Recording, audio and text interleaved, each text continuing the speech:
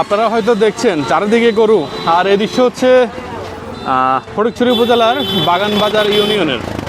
আজকে লাস্ট গরু বাজার, যেহেতু আগামীকাল কোরবানি ঈদ, আর আজকেই শেষ বাজার।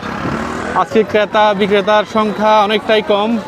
আজকে যা গরু বিক্রি হবে হয়তো কালকে তাই কোরবান হবে, আর যা হবে না তা আগামী বছর। একটু দেখানোর চেষ্টা করি। দেখেন এখানে 3 থেকে 4টি অনেক বড় গরু, সুন্দর। এগুলো দাম বেশি হবে নাকি নিশান? এই দৃশ্য হচ্ছে যে ফটিকছড়ি উপজেলার 1 নং ইউনিয়ন বাগান বাজারের। আর এটি বলা যায় চট্টগ্রাম জেলার মধ্যে সবচেয়ে বৃহৎ গরু বাজার। কিন্তু এখানে কিন্তু বাংলাদেশের বিভিন্ন জেলা থেকে মানুষ গরু ক্রয় করার জন্য নিয়ে আসে।